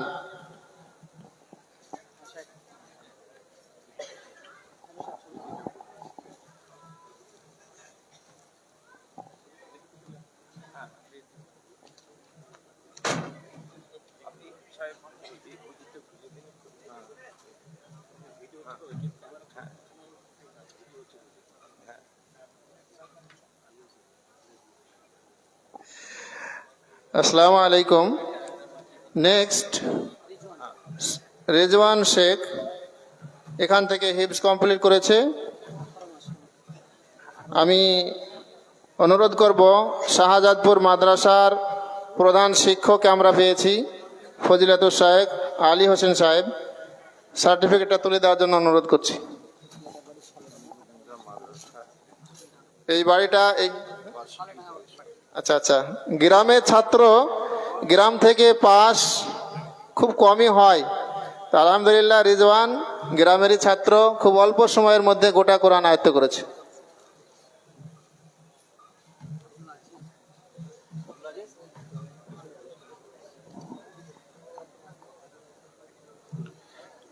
আব্দুল আজিজ শেখ, একে সার্টিফিকেট তুলে দেবেন। আমাদের মাদ্রাসার সহসভাপতি খায়রুল্লাহ মোল্লা সাহেব, আমাদের সভাপতি সাহেব, উনি অসুস্থ, আসতে পারেননি। আমরা তার জন্য দোয়া করি, আল্লাহুম্মা শফি, আল্লাহ তাকে সুস্থ দান করুক, যেন আমরা পাশে পাই। পরবর্তী সার্টিফিকেট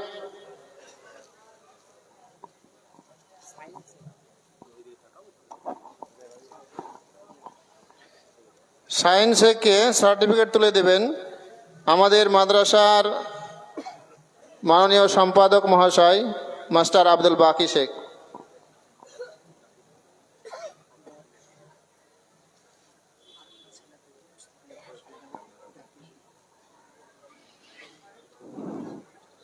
আর একটা কথা আপনাদের সামনে বলি, খুব বেদনার কথা।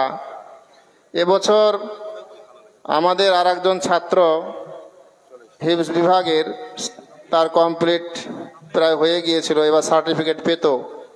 মুস্তাফিজুর রহমান, সন্দীপুর বাড়ি, তো অ্যাক্সিডেন্টে মারা গেছে।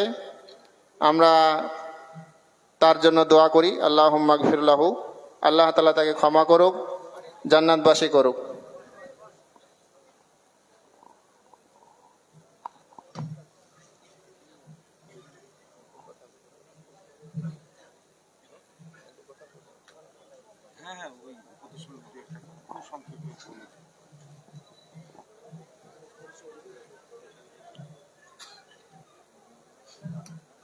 সংক্ষিপ্ত পরিচয় দিবে নাকি মামা? সংক্ষিপ্ত পরিচয়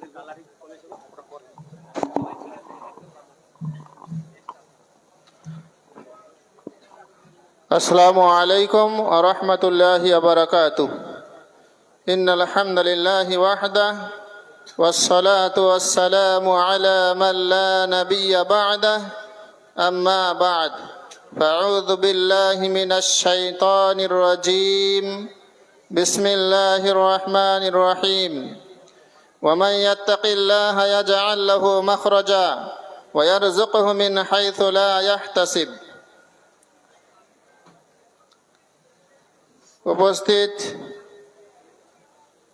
সম্মানীয় উলামায়ে কিরাম, মঞ্চে উপবিষ্ট অতিথিবৃন্দ ও আমার সামনের ও পর্দার আড়ালের সমস্ত শ্রোতামণ্ডলী, আজকের এই প্রোগ্রাম খুবই গুরুত্বপূর্ণ এবং বেদনাদায়ক। একদিক দিয়ে আনন্দের, আর এক দিক দিয়ে বেদনাদায়ক। বিভিন্ন এলাকা থেকে আগত ছাত্ররা এখান থেকে কোর্স শেষ করে যে এখান থেকে তারা আজ বিদায় নিচ্ছে, কত ভালোবাসার সম্পর্ক ছাত্র এবং শিক্ষকের সম্পর্ক। তো একদিক দিয়ে খুবই খুশির, আর এক দিক দিয়ে বেদনাদায়ক। তাই এই শেষ মুহূর্তে আমি আমার স্নেহের ছাত্রদের উদ্দেশ্যে বলছি কয়েকটা উপদেশমূলক কথা। ছেলেরা, তোমরা এতদিন ছাত্র ছিলে, জনসাধারণের সামনে ভুল করলে তারা ভেবেছে এটা তো ছাত্র, ভুল হতেই পারে। কিন্তু আজ থেকে তোমরা জাতির দিশা তোমরা দেখাবে, জাতিকে দিশা দেখাবে। তোমরা আজ থেকে আলেম, মানুষকে সঠিক পথ দেখাবে। তোমরা আজকে পথ প্রদর্শক। এখন যদি কোনো রকমের ভুল করো, মানুষ বরদাস্ত করবে না, সহ্য করবে না। তাই তোমাদের উদ্দেশ্যে বলছি, তোমাদের যে মাথায় পাগড়ি, হাতে লাঠি, এই যে একটা দেওয়া হলো, এটা কিন্তু যেমন তেমন পাগড়ি লাঠি নয়, এটা একটা শরীয়তের দায়িত্ব। তোমার মাথায় পাগড়ি রূপে চাপিয়ে দেওয়া হলো, তোমার হাতে লাঠি, এ দিয়ে তুমি জাতিকে দিশা দেখাবে, সঠিক পথ দেখাবে। আর এই পথ দেখাতে গিয়ে বিভিন্ন ধরনের কষ্টের শিকার হবে। মানুষ কথার দ্বারাই তোমাদেরকে আঘাত দিবে, বিভিন্নভাবে কষ্ট দেবে। তারপরেও কোরআন এবং সহিহ হাদিস তোমরা যেটা শিক্ষা অর্জন করেছো সেটার প্রতি আমল করা, সেটা অন্যের কাছে প্রচার করা। আর এই প্রচার করতে গিয়ে কষ্টের শিকার হলে ধৈর্য ধারণ করা, এটা হবে তোমাদের প্রথম বৈশিষ্ট্য। একই সঙ্গে এই পৃথিবীতে তোমাদেরকে চলতে হবে, উপার্জনও করতে হবে এবং দিনেরও কাজ করতে হবে। খুবই কঠিন কাজ। এই কাজ তোমাদের জন্য তখনই সহজ হবে যখন তোমাদের অন্তরে আল্লাহর ভয় থাকবে। আল্লাহর ভয় যদি থাকে, তোমরা গোপনে এবং প্রকাশ্যে যা কিছু করছো বা করবা, আল্লাহ তাআলা দেখছেন, তার একদিন হিসাব নেবেন। যদি ভুল করে থাকো, পরকালে পাকড়াও হতে হবে, জাহান্নামে যেতে হবে। এই ভয় যদি তোমাদের অন্তরে থাকে, তাহলে ইহকালে এবং পরকালে তোমরা কামিয়াব হবে। আল্লাহ পাক রব্বুল আলামিন বলছেন, ওয়া মান ইয়াত্তাকিল্লাহা ইয়াজআল লাহু মাখরাজা। যে ব্যক্তি আল্লাহকে ভয় করবে, আল্লাহ তাআলা তার জন্য নিষ্কৃতির রাস্তা বের করে দেবেন। ওয়া ইয়ারযুকুহু মিন হাইথু লা ইয়াহতাসিব। এবং আল্লাহ তাআলা এমনভাবে রুজি প্রদান করবেন যেটা তোমরা কল্পনাই করতে পারবে না, বা সে কল্পনাই করতে পারবে না। এই আয়াতের আলোকে তোমাদেরকে আমি এটাই উপদেশ দিচ্ছি যে দিনের পথে তোমরা অটল থাকবে এবং আল্লাহর প্রতি ভরসা রেখে আল্লাহকে ভয় করে চলবে। তাহলে পারে ইহকালে এবং পরকালে কোনো রকমের বাধার সম্মুখীন তোমাদেরকে হতে হবে না। আমি এই বলেই আমার দুই একটি উপদেশমূলক কথা আমি শেষ করছি। আমাদের মাঝে উপস্থিত আছেন আমাদের প্রধান অতিথি ফজিলাতুল শাইখ আব্দুল আজিজ ফায়েজি সাহেব। ওনাকেই আমি আমার টাইমটা দিব, আমি কথা না বাড়িয়ে। তাই সেই ছাত্রদের উদ্দেশ্যে আপনারা সকলেই দোয়া করবেন, আল্লাহ পাক রব্বুল আলামিন তাদেরকে যেন দিনের উপরে অটল থেকে ইসলামের কাজ করা তৌফিক দান করুন, আমিন। আসসালামু আলাইকুম ওয়া রাহমাতুল্লাহ। এবার আমি ডেকে নেব আমাদের আজকের প্রধান অতিথি ফজিলাতুল শাইখ আব্দুল আজিজ ফায়েজি সাহেব।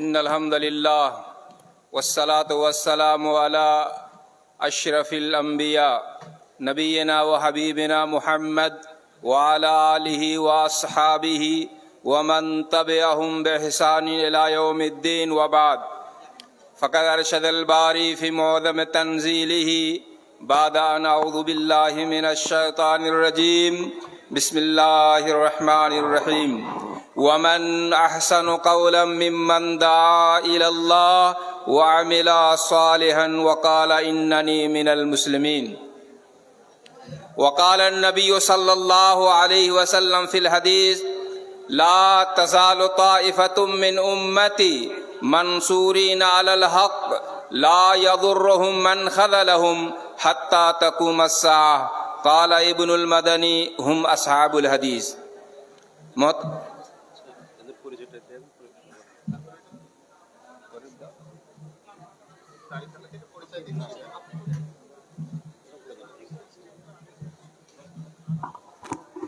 আসসালামু আলাইকুম। দুঃখিত, একটু ভুলের কারণে আমাদের যে সমস্ত ছাত্ররা ফারেগ হলো তাদের পরিচয়টা দিয়ে তাদের প্রোগ্রামটা শেষ হয়ে যাক। তারপরে আমাদের প্রধান অতিথি এবং আমারও শিক্ষক জামিয়াতুল ইমাম বুখারী কিশনগঞ্জ, সেখানকার শিক্ষক আলহামদুলিল্লাহ খুব যোগ্য ব্যক্তি আপনাদের সামনে আলোচনা রাখবেন। তার আগেই আমি ছাত্রদেরকে বলছি তোমাদের সংক্ষিপ্ত পরিচয় দিয়ে তোমাদের পর্বটা শেষ করে দাও।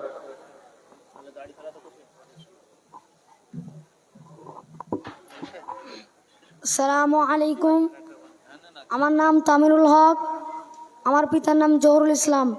আমার গ্রাম পুরাতন পাড়া, থানার নাম ভগবানগোলা। আমি এই বছর হিফজ কমপ্লিট করেছি। সবাই আমার জন্য দোয়া করবেন। আসসালামু আলাইকুম। আসসালামু আলাইকুম ওরহমতুল্লাহি ওবরকাতুহ। আমার নাম রাজানুর শেখ, আর পিতার নাম আলী শেখ, গ্রাম জানকীনগর, থানা কালীগঞ্জ। সকলে আমার জন্য দোয়া করবেন। আসসালামু আলাইকুম। আসসালামু আলাইকুম ওয়া রাহমাতুল্লাহি ওয়া বারাকাতুহু। আমার নাম রিজওয়ান শেখ, আমার পিতার নাম সানাউল্লাহ শেখ, এবং আমি এই মাদ্রাসাতে 18 মাসে পরিপূর্ণ কোরআন কমপ্লিট করেছি। এবং আমার যদি কেউ চলাফেরাতে কোনো কথাবার্তাতে যদি কেউ আঘাত পেয়ে থাকেন, তাহলে নিজ ভাই এবং ছেলে হিসেবে ক্ষমা করবেন এবং আমার জন্য সকলেই দোয়া করবেন। আমিও সকলের জন্য দোয়া করব ইনশাআল্লাহ। আমার বাড়ি ষোলোডাঙ্গা। এই বলে আমার সংক্ষিপ্ত কথা শেষ করছি। আসসালামু আলাইকুম ওয়া রাহমাতুল্লাহি ওয়া বারাকাতুহু। আসসালামু আলাইকুম ওরহমতুল্লাহ। আমার নাম সাইন শেখ, পিতা মুরসালিম শেখ, বাড়ি বাড়িয়ানগর, থানা রাইনতলা, জেলা মুর্শিদাবাদ। আমি এবছর পরিপূর্ণ কোরআন হিফজ করতে সক্ষম হয়েছি। আসসালামু আলাইকুম। আসসালামু আলাইকুম ওরহমতুল্লাহি ওবরাকাতুহু। আমার নাম আব্দুল আজিজ শেখ, আমার পিতার নাম আহসান শেখ, আমার গ্রাম আরবেতাই, থানা আকাশপাড়া, জেলা নদিয়া। আমি এখানে বিগত 1.5 বছর ধরে পড়াশোনা করছি। যদি আমার চলাফেরার মাধ্যমে কোনো ভুল ত্রুটি হয়ে থাকে, তাহলে অবশ্যই সবাই নিজের ছোট ভাই কিংবা ছেলে হিসাবে ক্ষমা করে দেবেন। আসসালামু আলাইকুম ওরহমতুল্লাহ। আসসালামু আলাইকুম। আমার নাম শামিউল মালিথা, আমার পিতার নাম রবিউল মালিথা। আমি এখানে প্রায় 7 বছর পড়াশোনা করেছি, অনেকের সাথে সম্পর্কিত। যদি আমার ভুল হয়ে থাকে, আপনারা আমাকে সন্তান হিসাবে ক্ষমা করে দিবেন। আর আমার জন্য আপনারা সকলেই দোয়া করবেন, আমি যেন দ্বীনের দায়ী হতে পারি। আসসালামু আলাইকুম।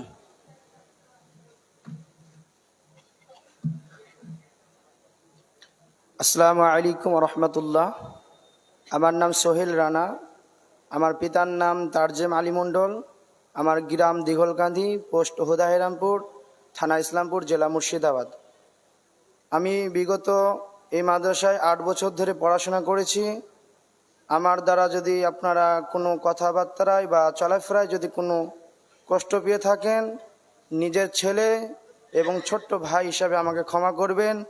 এবং আল্লাহ তাআলা যে জ্ঞান অর্জন করার তৌফিক দান করেছেন, সেই জ্ঞান মোতাবেক যেন নিজে আমল করতে পারি এবং মানুষের কাছে সঠিক হেদায়েতের বার্তা পৌঁছে দিতে পারি। সকলে আমার জন্য দোয়া করবেন, আমিন। আসসালামু আলাইকুম ওয়া রাহমাতুল্লাহ।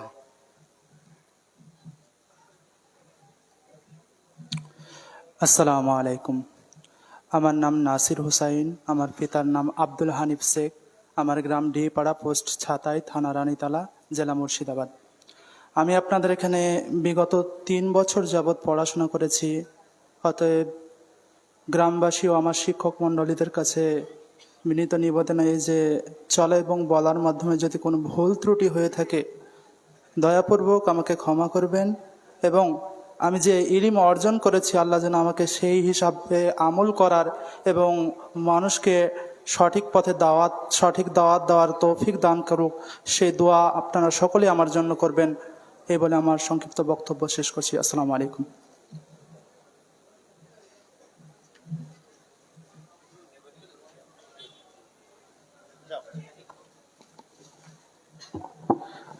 আসসালামু আলাইকুম। আমাদের সার্টিফিকেট প্রদান পর্ব শেষ হলো। আপনাদের প্রত্যেকের কাছে অনুরোধ, এবারে আমাদের সামনে আসছেন আমাদের আজকের প্রধান অতিথি এবং আমার শ্রদ্ধেয় শিক্ষক ফজিলাতুল শাইখ আব্দুল আজিজ ফাইজি সাহেব আমাদের মাঝে উপস্থিত আছেন। তারপরে আসছেন আমাদের আজকের বিশিষ্ট দায়ী আসবেন আনোয়ারুল হক ফাইজি সাহেব। তারপরে পরই আমাদের প্রধান বক্তা আপনাদের সামনে আলোচনা রাখবেন। সকলে উপস্থিত আছেন। এই যে মাদ্রাসা, আপনারা জানেন এই মাদ্রাসা একটা নতুন বিল্ডিং হচ্ছে, প্রায় 80 লক্ষ টাকা খরচ। এই জন্য এবছর আপনারা যে যেমনভাবে পারবেন, আপনারা হচ্ছেন সম্পদ, আপনারাই হচ্ছে এই বাড়ির মালিক। ঠিক আছে, যেভাবে আপনারা সংসার চালাচ্ছেন অনুরূপভাবে এটাও পরিচালনা আমাদেরকে করতে হবে। তার জন্য বিশেষভাবে এবছর ভাববেন। আমাদের স্টেজের বাম পাশে যে কালেকশন টেবিল আছে ওখানে আপনারা দান দিয়ে যান, অবশ্যই প্রত্যেকের জন্য দোয়া খায়ের হবে ইনশাআল্লাহ।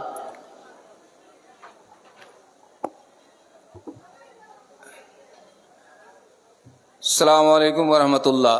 मोहतरम हजरात, बहुत दूर से आया हूँ, झारखंड से।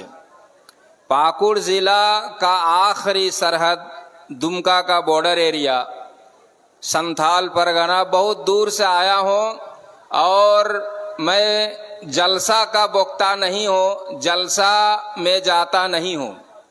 साले डांगा मदरसा में जनाब मौलाना अब्दुल शकूर तैमी साहब, जनाब मौलाना मुशीर साहब, जनाब मौलाना कारी हसन जमील और बहुत सारे लोगों की दरख्वास्त पर आया हूँ। थोड़ा सा आपके सामने बात करूँगा। गुजारिश करूँगा कि मेरी बातों को आप समझने की कोशिश कीजिएगा।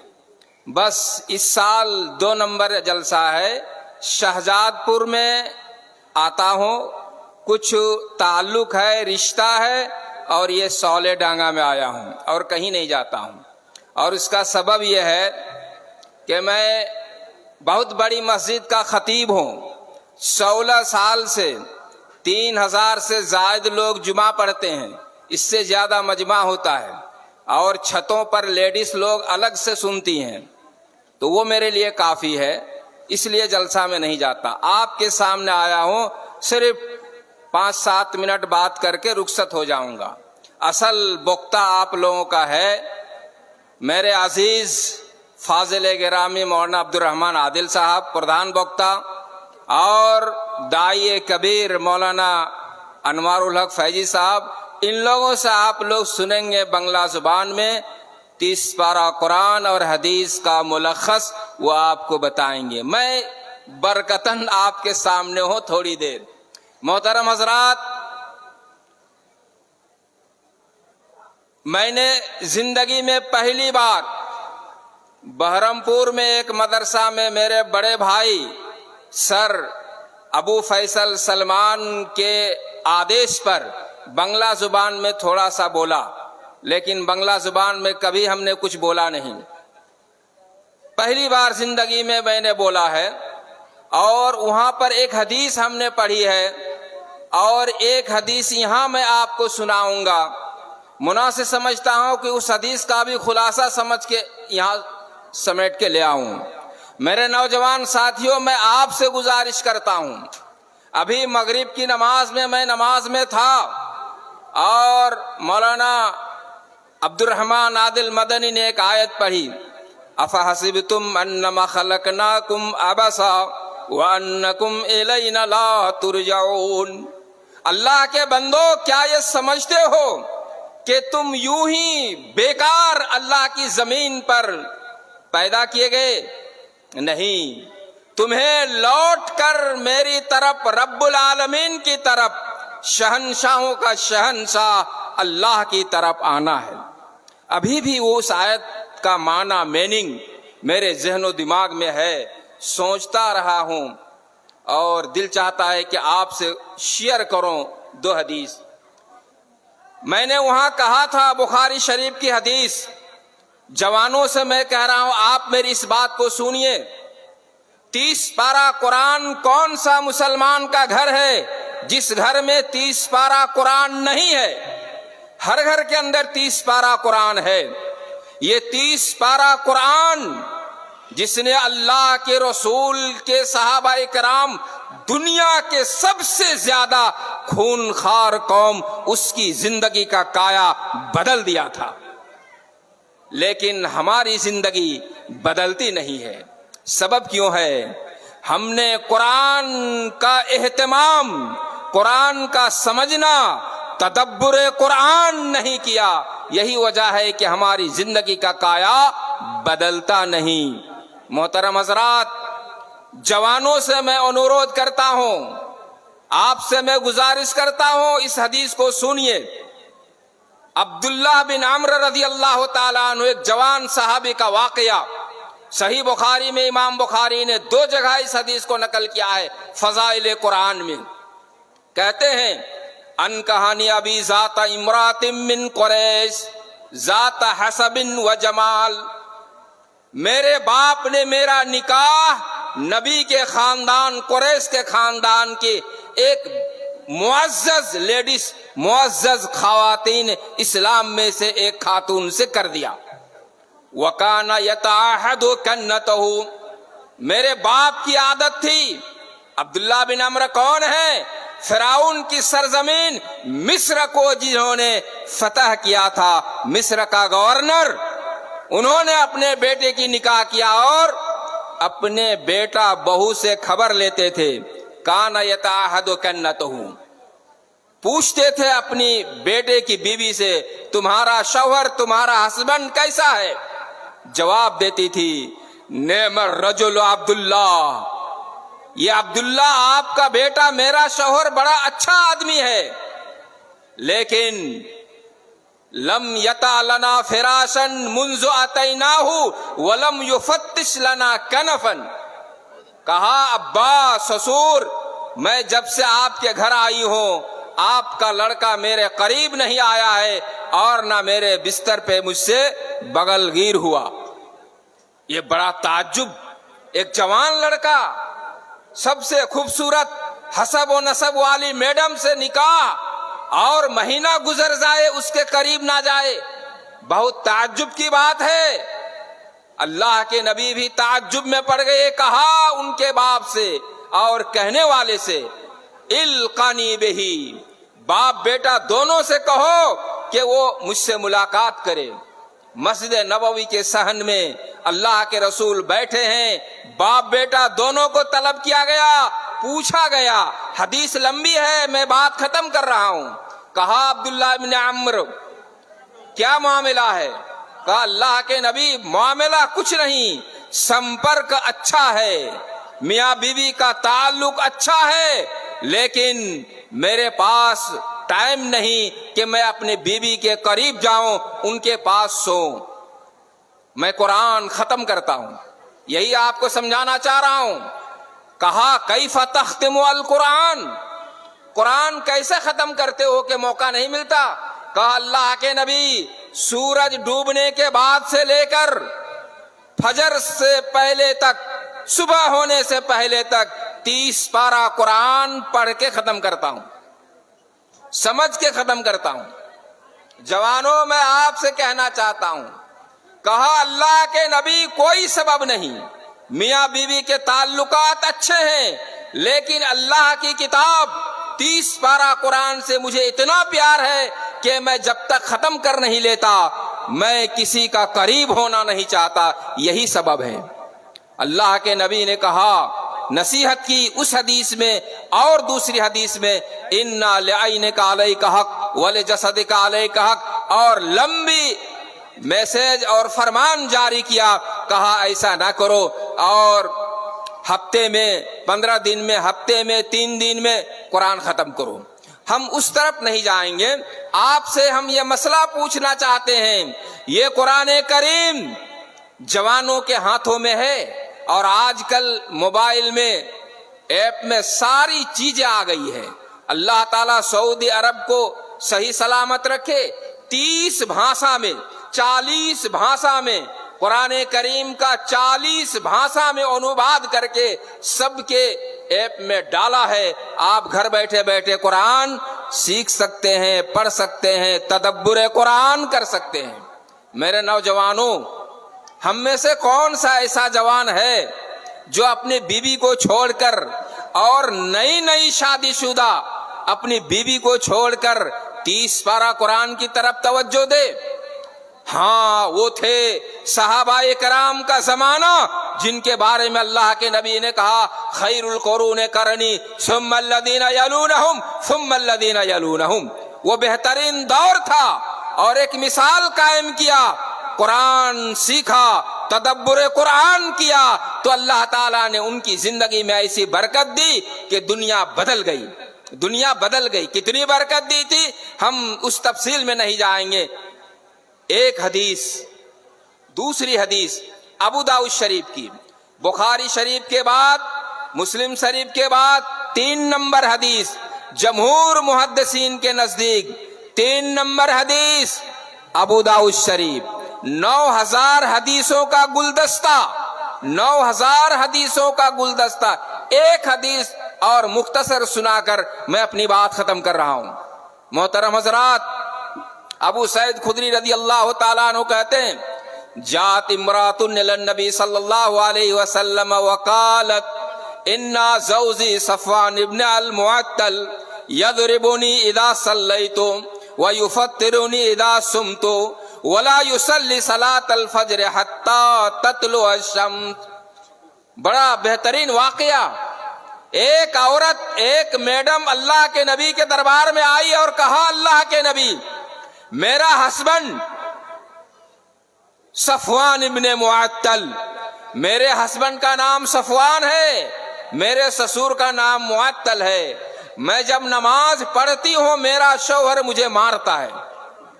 मैडम और खवातीन, लेडीज हजरात से कह रहा हूं, इस हदीस को सुनो गौर से। एक औरत आई अल्लाह के नबी के पास, सुप्रीम कोर्ट में, अदालत में केस दर्ज कर रही है। कहा, अल्लाह के नबी, मेरा शौहर आपकी मजलिस में है, उसका बाप भी आपकी मजलिस में है। मैं जब नमाज पढ़ती हूं तो मेरा शौहर यदरिबुनी, मुझे मारता है। सुनिएगा, एक औरत कह रही है, अल्लाह के नबी, ये मेरा शौहर है, ये मेरा ससुर है मदीने में, मैं जब नमाज पढ़ती हूं मुझे मारता है।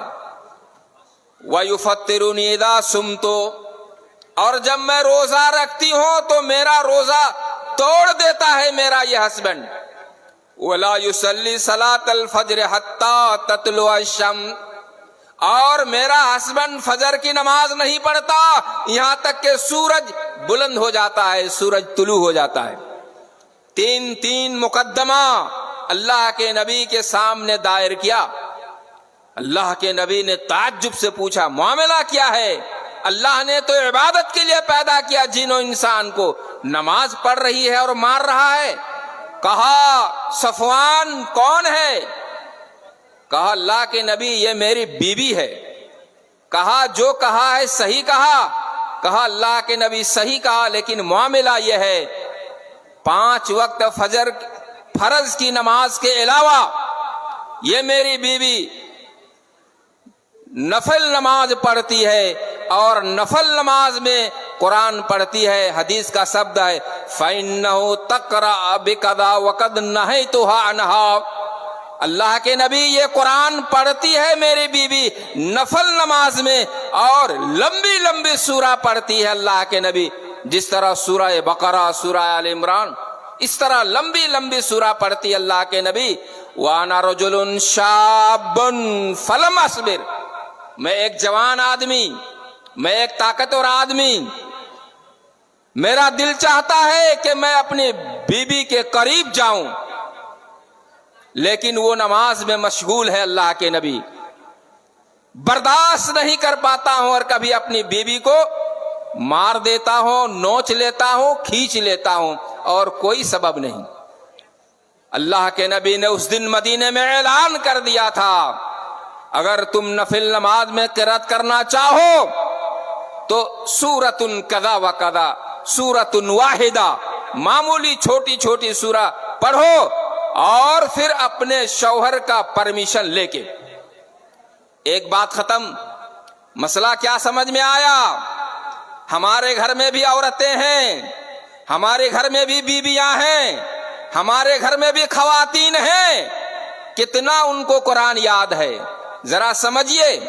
एक तो मर्द का वाकया मैंने बताया, रात में 30 पारा कुरान खत्म करना समझकर यहां एक औरत शौहर से इल्तिफात न करके नफिल नमाज में लंबी लंबी सूरतें पढ़ रही हैं, अल्लाह के नबी को मना करना पड़ा।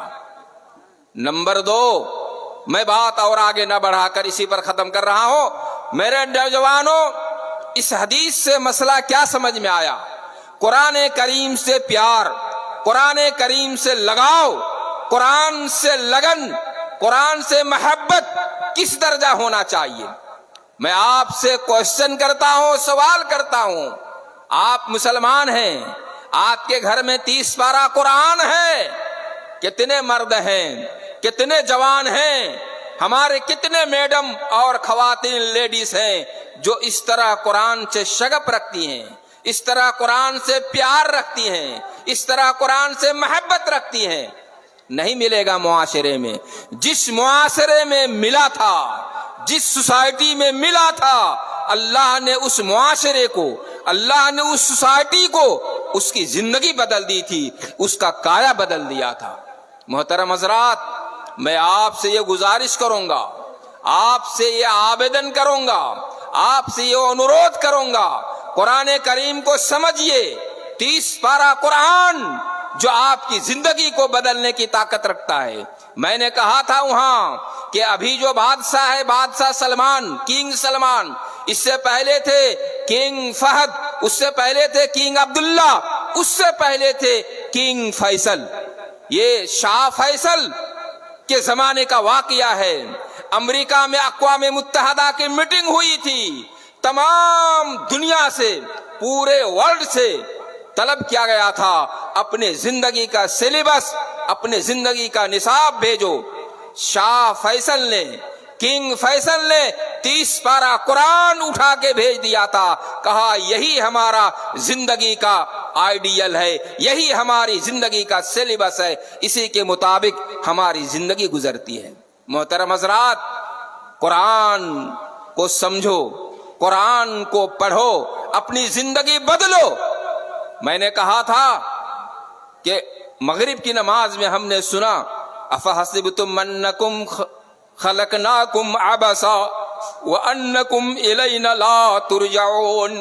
अल्लाह कह रहा है, क्या समझते हो कि तुम्हारी जिंदगी यूं ही है? नहीं, तुम्हारी जिंदगी यूं ही नहीं, तुम्हें हमारी तरफ लौट के आना है और हम तुमसे हिसाब लेंगे। क़यामत के दिन अल्लाह के रसूल, इसी पर बात खत्म कर रहा हूं, आपका मुकदमा शिकायत दर्ज करेगा अल्लाह के दरबार में। कुरान कह रहा है, सूरह फुरकान की 30 नंबर आयत, यक़ूलुर रसूल इन या रब्बे इन्न कौमी इत्तखदु हादल कुरान महजूरा। अल्लाह, ये मेरी कौम के लोग हैं, इसने तेरे कुरान को, 30 पारा कलाम को छोड़ रखा था, उसकी तरफ तवज्जो नहीं थी, उसकी तरफ एहतमाम नहीं था। ये अल्लाह के नबी शिकायत करेंगे। मेरे जवानों, मैं आपसे गुजारिश करता हूं, आपसे अनुरोध करता हूं, ज्यादा नहीं 5 आयत, ज्यादा नहीं 2 आयत, 1 आयत ही को रोजाना समझने की कोशिश कीजिए।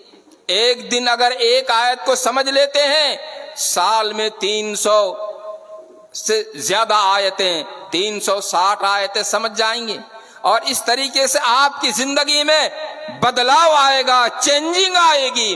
कुरान की बरकत को आप समझेंगे। कुरान की बरकत को आपने समझा नहीं, कुरान की मिठास को आपने जाना नहीं, कुरान की हलावत को आपने, शीरीनी को जाना नहीं। जिस दिन आप समझ जाएंगे कुरान की शीरीनी, कुरान की हलावत, कुरान की मिठास, जवान बीवी को छोड़ देंगे, जवान शौहर को छोड़ देगी। यह है कुरान की तासीर, यह है कुरान का शहदरियत।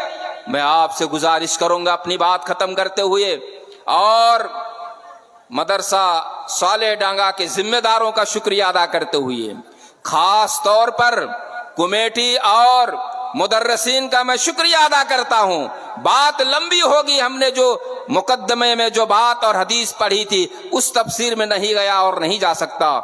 हम जमीन के ऊपर अल्लाह के रसूल के खानदान हैं।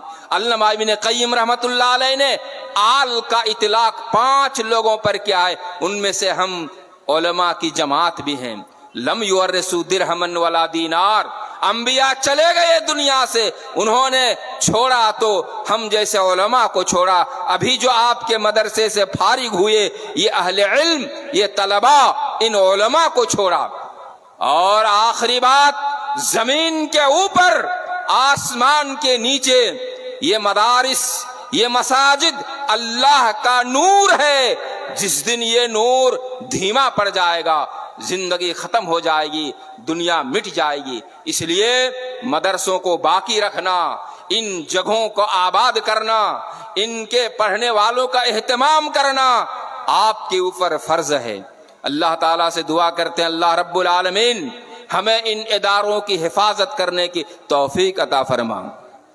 अक़ूलु क़ौली हादा व अस्तग़फिरुल्लाह ली व लकुम व लिसाइरिल मुस्लिमीन। अल्लाहुम्मा वफ़्फ़िक़ना लिमा तुहिब्बु व तर्दा मिनल क़ौलि वल अमलि वल हदी इन्नका अला कुल्लि शैइन क़दीर। वस्सलामु अलैकुम व रहमतुल्लाह। জাযাকুমুল্লাহ, হায়াকুমুল্লাহ। মাশাআল্লাহ, শায়েখ আপনাদের সামনে খুব মূল্যবান বক্তব্য রাখলেন যে কোরআন আমাদেরকে বুঝে বুঝে পড়তে হবে, কোরআন নিয়ে চিন্তা ভাবনা করতে হবে। এই কোরআনই আমাদের জীবনকে পরিবর্তন করে দিতে পারে। এই বিষয়ের উপরে খুব মূল্যবান বক্তব্য রাখলেন। আল্লাহ তাআলা শায়েখকে দীর্ঘজীবী করুক।